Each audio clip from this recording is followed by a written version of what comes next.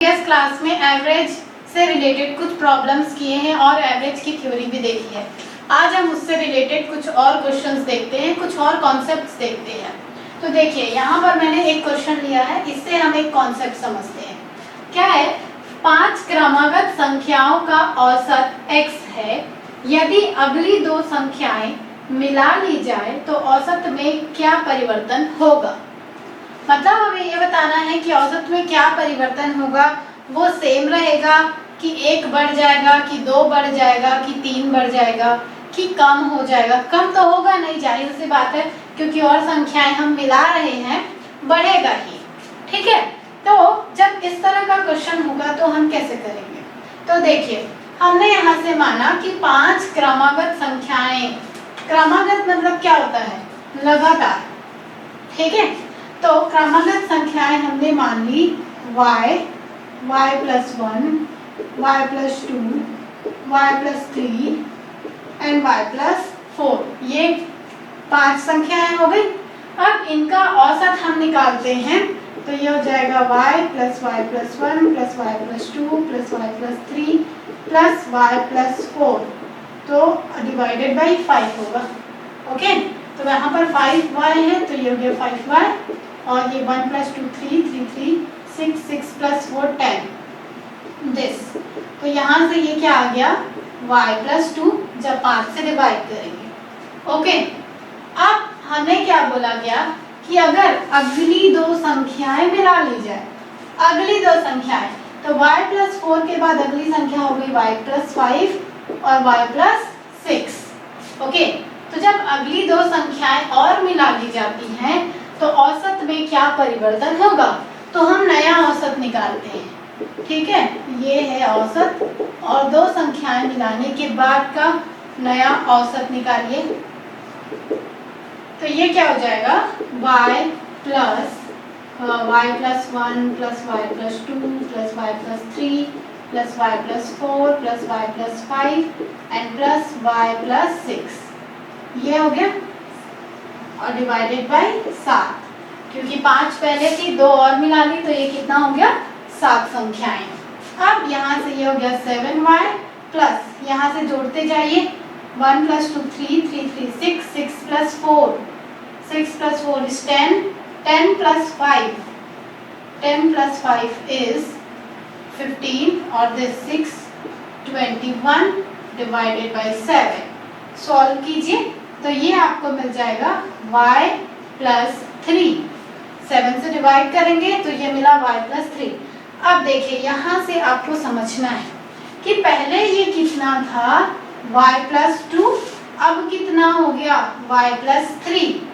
मतलब अगर मैं इसको ऐसे लिखूं, y plus 2 plus 1, ओके, तो ये क्या इंडिकेट कर रहा है, ये इंडिकेट कर रहा है पुराना औसत। ठीक है, पुराना औसत y plus 2 था। हमें क्या पूछा गया है, औसत में क्या परिवर्तन हुआ। तो आप इसको देखिए, ये क्या हुआ, जो पुराना औसत था उसमें कितना बढ़ गया, 1 बढ़ गया। तो इसका आंसर हमें क्या मिल जाएगा, 1 बढ़ जाएगा, या 1 की वृद्धि होगी।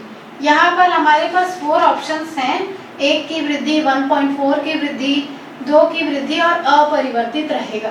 तो हमारा आंसर क्या होगा, 1 की वृद्धि हो जाएगी। और ये कैसे हुआ आपने देखा।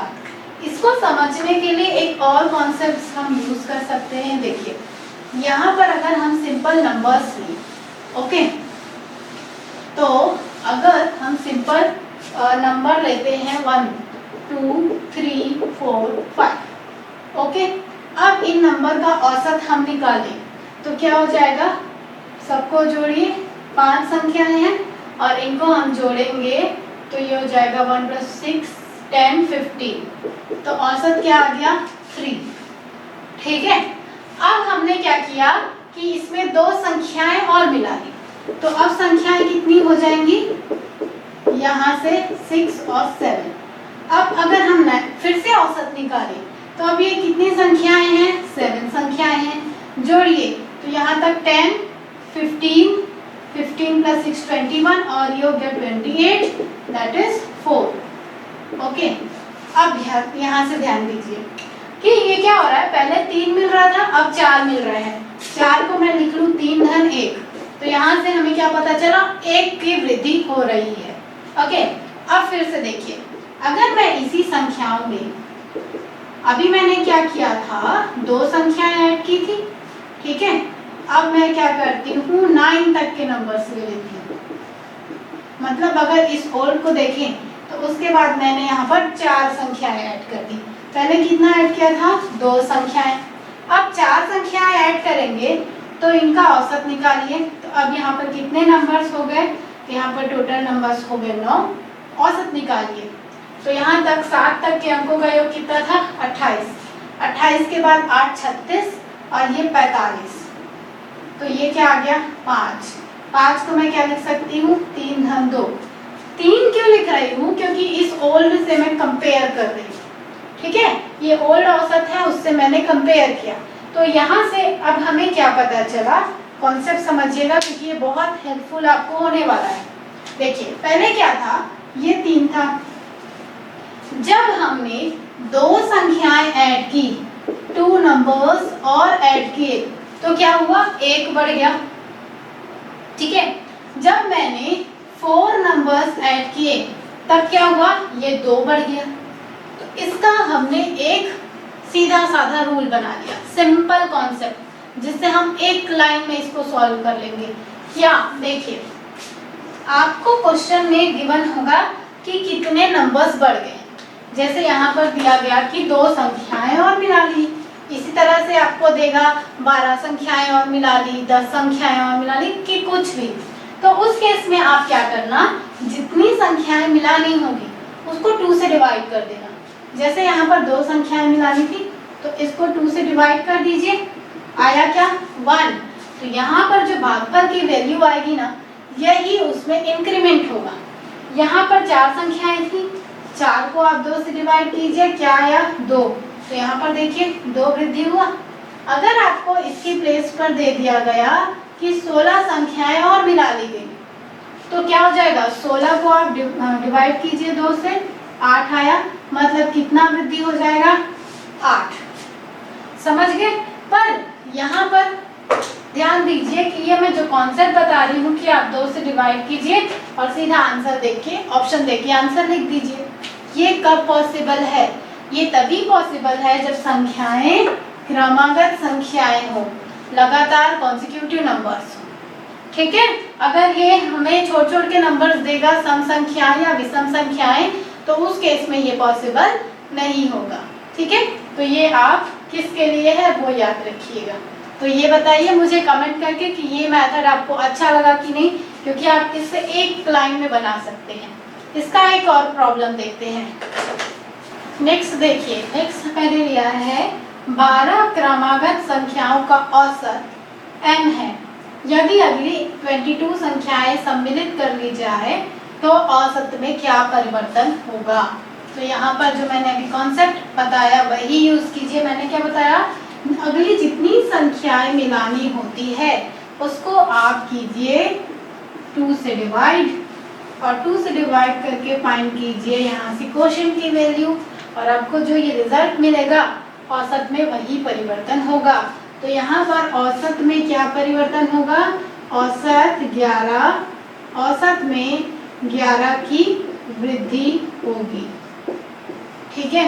ये आप समझ गए। तो आपने देखा कि जब हमें कॉन्सेप्ट पता हो तो हम कितनी आसानी से कर सकते हैं। ओके, नाउ नेक्स्ट देखते हैं। नेक्स्ट क्वेश्चन देखिए। नेक्स्ट क्वेश्चन में हमें मिल रहा है, किसी परीक्षा में छात्रों तथा छात्राओं के औसत प्राप्तांक क्रमशः 71 और 73 है और समस्त विद्यार्थियों के औसत प्राप्तांक 71.8 हैं। छात्रों और छात्राओं का अनुपात ज्ञात कीजिए। अब हमें यहाँ पर ये नहीं पता कि कितने छात्र हैं, कितनी छात्राएं हैं, मीन्स कितने गर्ल्स हैं, कितने बॉयज हैं, और टोटल स्टूडेंट्स भी हमें नहीं पता। केवल हमें गर्ल्स के औसत, गर्ल्स के मार्क्स के औसत और बॉयज़ के मार्क्स के औसत दिए हुए हैं, और हमें दिया हुआ है उनके टोटल सभी स्टूडेंट्स के मार्क्स के औसत कितने हैं। अब हमें इसका बताना है कि गर्ल्स और बॉयज़ उनका औसत कितना होगा उनका हमें रेशियो बताना है। तो ऐसे क्वेश्चंस में आप क्या करिएगा, कंसीडर कर लीजिए कि हमने यहाँ पर मान लिया कि टोटल स्टूडेंट्स, कुल विद्यार्थी, ठीक है, कितने हैं 100, ऐसा हमने कंसीडर कर लिया। फिर हमने क्या सोचा कि जो गर्ल्स हैं, छात्र हैं, मींस बॉयज हैं, वो कितने हैं x। तो अगर बॉयज x हैं तो छात्राएं कितनी हो जाएंगी 100 माइनस x। क्लियर है, ये हमने कंसीडर कर लिया कि कुल विद्यार्थी 100 हैं, छात्र x हैं, तो छात्राएं कितनी हो जाएंगी 100 माइनस x। अब बस आप कर दीजिए, यहाँ से हम क्या करेंगे, टोटल स्टूडेंट्स का कुल मार्क्स निकाल लेते हैं। तो हमें उनका एवरेज दिया हुआ है, तो हम क्या करेंगे, टोटल स्टूडेंट्स की संख्या से उनके एवरेज मार्क्स को अगर मल्टीप्लाई कर दे तो हमें इनका कुल मार्क्स मिल जाएगा। और यहाँ से इनका कुल नंबर या आप फाइंड कुल प्राप्तांक, ये इक्वल होगा छात्रों के प्राप्तांक प्लस छात्राओं के प्राप्तांक का। ठीक है, तो ये इक्वल हो जाएगा, छात्र कितने हैं x और उनका मार्क्स कितना है, देखिए 71, और छात्राएं कितनी है 100 माइनस x और इनका मार्क्स कितना है 73। बस अब सॉल्व कर लीजिए, यहाँ से इसको सॉल्व करेंगे तो ये हमें मिल जाएगा 7180, ये हो गया 71x और ये हो गया 7300 माइनस 73x। ठीक है, सब यहाँ से ट्रांसफर कीजिए, तो इस साइड पे 71x माइनस 73x, ये मिला माइनस 2x, और 7180 माइनस 7300 करेंगे। ठीक है, तो यहाँ से इसको सब्ट्रैक्ट कीजिए, तो ये आपको मिल जाएगा माइनस 120, तो minus 120 is equal to minus 2x। यहाँ से माइनस माइनस कैंसिल हो गया, x हमें यहाँ से मिल जाएगा 60, और x हमने किसको माना था, छात्रों की संख्याओं को, मतलब छात्र हमें कितने मिल गए 60, तो छात्राएं कितनी हो जाएंगी 100 माइनस 60 दैट इज 40। ओके, अब हमें क्या करना है, रेशियो निकालना है। तो हमें फाइंड करना है छात्र और छात्राएं, इनके रेशियो, तो ये हो जाएगा 60/40, 0 0 कैंसिल, 2 से कीजिए कैंसिल, ये हमें क्या मिला 3:2। ठीक है, तो हमें यहाँ से आंसर क्या मिल जाएगा, आंसर नंबर 1 3:2। तो बस आपको जब इनकी संख्याएं नहीं दी होंगी तो आप यहाँ से इसको एज्यूम करके बना सकते हैं। मैंने यहाँ पर 100 लिया क्योंकि 100 से कैलकुलेट करना आसान होता है सबसे, अदरवाइज आप कुछ भी एज्यूम करके बना सकते हैं। आप यहाँ से इसको 50 भी मान सकते हैं, 60 भी मान सकते हैं, कुछ भी मानिए, पर यहाँ से कैलकुलेशन आसान है इसलिए मैंने 100 कंसीडर कर लिया। क्लियर, अब नेक्स्ट देखिए, नेक्स्ट में हमें मिल रहा है 4 धनात्मक पूर्णांकों का औसत 72.5 है। इनमें से बड़ा पूर्णांक 117 और सबसे छोटा पूर्णांक 15 है। ठीक है, ये क्या है, सबसे बड़ा है, ये सबसे छोटा है, बाकी दोनों इन दोनों के बीच के नंबर्स हैं। क्या दिया हुआ है, शेष दो पूर्णांकों का अंतर 12 है, अंतर मतलब इनका डिफरेंस। हमें शेष जो दो बचे हैं उनमें से बड़ा पूर्णांक बताना है। तो ये बहुत सिंपल है, 4 पूर्णांक है, उनका औसत कितना दिया हुआ है 72.5, मतलब 72.5 ये औसत हो जाएगा 4 नंबर्स का। ठीक है, 4 नंबर्स का, उनमें से एक नंबर है 117 और एक नंबर कितना है 15, और बाकी दो नंबर्स इनके बीच में आते हैं। और हमें क्या दिया हुआ है कि ये जो बाकी दो नंबर्स हैं उनका डिफरेंस कितना है 12। अब हमने क्या किया, एक संख्या को x मान लिया, तो अगर फर्स्ट नंबर x है तो दूसरा क्या हो जाएगा x माइनस 12। अब ये x माइनस 12 क्या हुआ कि हमें क्या फाइंड करना है, बड़ा पूर्णांक। तो हमने मान लिया कि ये जो बड़ा पूर्णांक होगा वो क्या हो गया x है। ठीक है, तो अगर बड़ा x है तो दूसरा क्या हो जाएगा x माइनस 12, क्योंकि दोनों के बीच का डिफरेंस क्या दिया हुआ है, हमें 12 दिया हुआ है, इसलिए हमने एक को x ले लिया, दूसरे को x माइनस 12 ले लिया। बस अब सॉल्व कर लीजिए, तो बहुत आसान है। तो ये हो जाएगा 72.5 इंटू 4, यहाँ से को सॉल्व कीजिए, यहाँ से आ जाएगा +3, ये हो गया 120 और प्लस 2x हैं तो 4 इंटू 72.5 कीजिए तो ये आपको मिल जाएगा इस तरह से 290 और ये हो गया 120 प्लस 2x, तो यहाँ से 2x हमें मिल जाएगा 290 माइनस 120, x यहाँ से मिल जाएगा, इसको सब्ट्रैक्ट कीजिए तो ये मिला 170 डिवाइडेड बाई 2, तो यहाँ से हो जाएगा 85, मतलब हमें x की वैल्यू क्या मिली 85 और ये 85 हमारा रिजल्ट है। तो एक नंबर क्या हो गया 85, दूसरा नंबर आप 12 माइनस करेंगे तो आपको मिल जाएगा।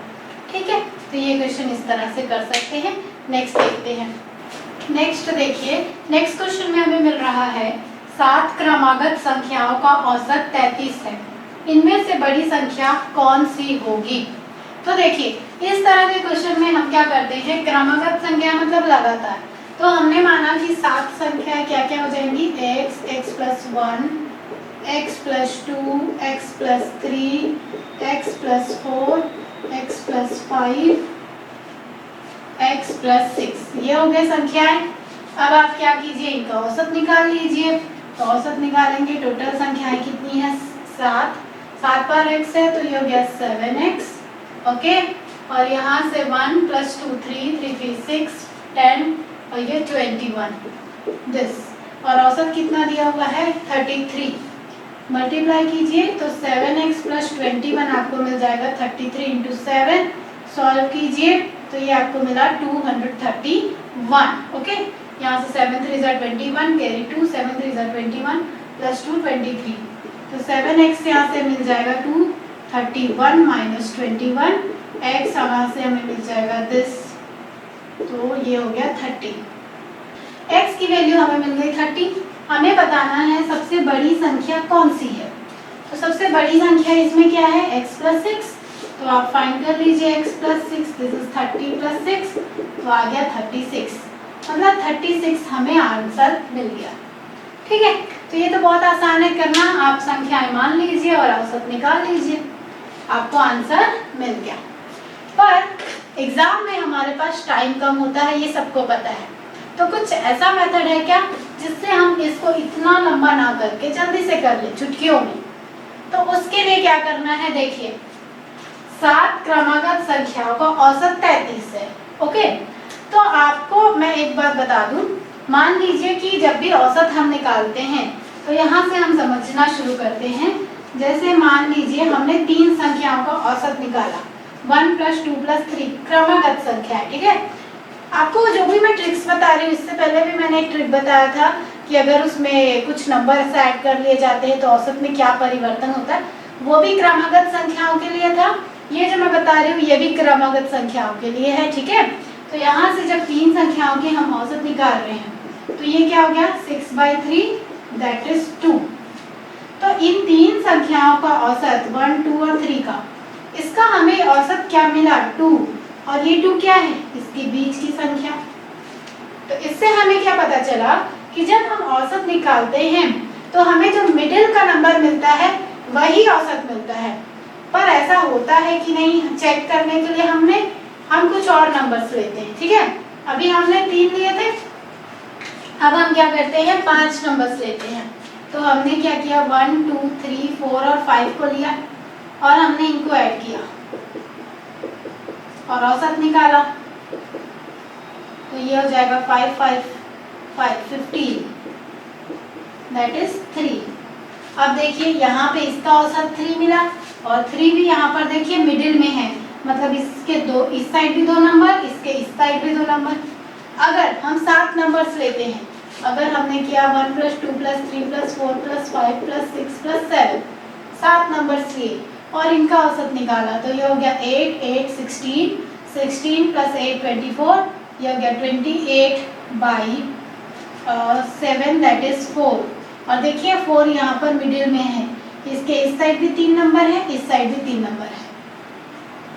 तो यहाँ से ये प्रूफ हो गया कि जो हमें औसत मिलता है वो मिडिल का नंबर मिलता है। तो यहाँ पर क्या दिया हुआ है कि 7 क्रमागत संख्याओं का औसत कितना है 33। तो 7 संख्याएं हैं, 1 2 3 4 5, 1 2 3 4 5 6 और 7, 7 संख्याएं हैं। उनका औसत 33 है। औसत मतलब बीच का नंबर, तो इस साइड से भी 3 छोड़िए, इस साइड से भी 3 छोड़िए, ये कितना आ गया 33। औसत 33 है। अब यहाँ पर हमें आंसर तो मिल गया। कैसे? अगर औसत 33 है और दिया हुआ है कि क्रमागत संख्याएं हैं, मतलब ये 33 है तो ये हो जाएगा 34, ये हो जाएगा 35, ये हो गया 36, ये हो गया 32, this is 31 and this is 30। ठीक है, ये हमने लिख दिया। अब बड़ी संख्या क्या है? देखिए यहाँ से 36, और यहाँ पे देखिए वही हमें आंसर मिला था। ओके, तो ये मेथड से भी आप कर सकते हैं। इसी में एक और थोड़ा चेंज करके हम क्वेश्चन देखते हैं। जैसे हमें मिल रहा है संख्याओं का औसत 95 है, तो अवरोही क्रम में चौथी संख्या क्या है? तो यहाँ से हमें मिल रहा है 5। क्रमागत संख्याओं का औसत कितना है? 95 है। अच्छा, यहाँ पर हमें इस क्वेश्चन में दिया हुआ है विषम संख्याएं। 5 विषम संख्याओं का हमें औसत दिया हुआ है कितना? 95। अब इस क्वेश्चन में हमें क्या दिया हुआ है कि इनमें से अवरोही क्रम में, अवरोही मतलब क्या होता है बताइए? अवरोही मतलब होता है घटते क्रम। घटते क्रम दैट मीन्स आपको यहाँ से फाइंड करना है डिक्रीजिंग ऑर्डर में। ठीक है, तो यहाँ से अवरोही क्रम में चौथी संख्या क्या होगी? ओके, तो अब यहाँ पर 5 संख्याएं हैं, 1 2 3 4 5, और कैसी संख्याएं हैं? विषम संख्या। इस पर ध्यान दीजिएगा। औसत कितना है? 95। औसत आप बीच में ले लीजिए, यहाँ पर आ गया 95। अब औसत अगर 95 है तो इसके इस साइड क्या हो जाएगा? तो घटते क्रम में आएगा, कम होते जाएंगी। पर आपको यहाँ पर 94 नहीं लेना है, क्योंकि हमें यहाँ पर दिया हुआ है विषम संख्याएं, ऑड नंबर्स। तो ये हो जाएगा 93, ये हो गया 91, ये हो गया 97 और ये हो गया 99। ओके, अब हमें ये पूछा गया है अवरोही क्रम में चौथी संख्या। अवरोही क्रम दैट मीन्स डिक्रीजिंग ऑर्डर में। तो डिक्रीजिंग ऑर्डर में आप देखिए ये 1, ये 2, ये 3 और ये 4। तो फोर्थ नंबर हमें बताना है। फोर्थ नंबर हमें क्या मिल गया? 93। ठीक है, और ये 93 ही हमारा आंसर है। तो आपने देखा हमने कैसे एक लाइन में इसको सॉल्व कर दिखाया। तो अब बताइए मुझे ये आपको यूजफुल है कि नहीं। एक और क्वेश्चन देखते हैं। नेक्स्ट प्रॉब्लम देखिए। नेक्स्ट में हमें क्या मिल रहा है? 4 क्रमागत संख्याओं का औसत 27 है। इनमें से, अच्छा 2 बार हो गया ये, इनमें से बड़ी संख्या कौन सी है? ठीक है, तो हमें दिया हुआ है कि 4 नंबर्स है और उनका एवरेज है 27। ओके, तो यहाँ पर आ गया 4 नंबर्स 1 2 3 और 4। इन 4 नंबर्स का एवरेज कितना है? 27। पर अभी तक हम क्या पढ़ते थे कि इधर से उतना ही नंबर छोड़िए, इधर से उतना ही छोड़िए, बीच का नंबर लिख दीजिए। जैसे अगर हमें 5 प्लेसेस दिए तो हमने इधर से 2 छोड़ा, इधर से 2 छोड़ा, यहाँ पर हम उस नंबर को ले लेते थे। जैसे इसमें 27 दिया तो हमने 27 ले लिया। पर अभी हमें क्या दिया है? 4 नंबर्स। ओके, और 4 नंबर्स का एवरेज हमें क्या मिल रहा है? 27। अब ऐसे केसेस में क्या करेंगे? क्योंकि यहाँ से अगर हम 2 गए, यहाँ से 2 गए, तो बीच में तो जगह ही नहीं बचा। तब हम कैसे करें? तो हमने क्या किया, फिर से सॉल्व करके देखा। हमने क्या किया, ऐसे 4 नंबर्स लिए 1 2 3 और 4, इनका एवरेज निकाला। तो ये कितना हो जाएगा? 10/4 दैट इज 2.5। ओके, और ये 2.5 कहाँ आएगा? आप मुझे बताइए। ये 1 इधर से 2 नंबर, इधर से 2, मतलब इन दोनों के बीच में वो लाई कर रहा है। ठीक है, मतलब ये जो 27 है वो यहाँ पर लाई करेगा। ठीक है, तो ये जब यहाँ पर लाई कर रहे हैं, मतलब इधर इस 27 से छोटे नंबर्स होंगे और इस साइड इसके बड़े नंबर्स होंगे। ओके, तो अगर यहाँ पर 27 है तो यहाँ पर क्या आएगा 28, यहाँ पर क्या आएगा 26, ठीक है, फिर यहाँ पर क्या आएगा 25 और यहाँ पर क्या आएगा 29। एम आई राइट? तो आंसर है नो। क्यों? क्योंकि क्वेश्चन में दिया हुआ है क्रमागत सम संख्याओं का, मतलब हमें यहाँ पर सारी सम संख्याएं लेनी है। तो ये 26, 28, तो ये कितना हो जाएगा 30 और ये हो जाएगा 24।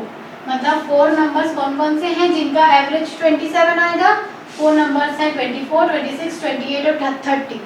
हमें फाइंड करनी सबसे बड़ी संख्या, सबसे बड़ी संख्या क्या हो जाएगी 30, ठीक है। तो ये हमें आंसर मिल गया। तो अगर यहाँ पर इवन नंबर्स में होंगे या ऑड नंबर्स में होंगे, कैसे करना है ये आप समझ गए। एक और क्वेश्चन करते हैं, फिर बाकी नेक्स्ट लेक्चर में करेंगे। नेक्स्ट क्वेश्चन देखिए, नेक्स्ट में हमें मिल रहा है 5 क्रमिक विषम संख्याओं का औसत 21 है, इनमें से सबसे छोटी संख्या ज्ञात कीजिए। बहुत सिंपल है, औसत 21 है और कितनी संख्याएं हैं 5, तो 5 बॉक्स आप बनाइए यहाँ पर, ठीक है, और इनका औसत कितना है 21।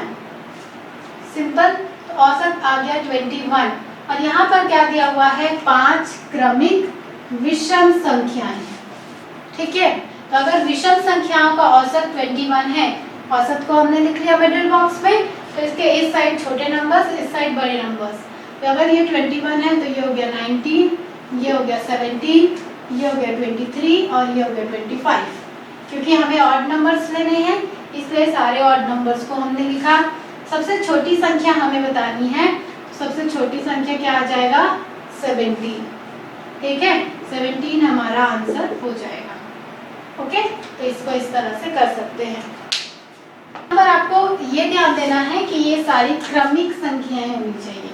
अगर ये वर्ड यहाँ नहीं है तो आप इस मेथड से फिर मत बनाइएगा, ठीक है। तो आज की क्लास में इतना ही करते हैं। नेक्स्ट क्लास में हम कुछ और मज़ेदार ट्रिक्स पढ़ेंगे, तो देखना ना भूलिए। सारे लेक्चर्स आप स्टडी कीजिए। Thank you.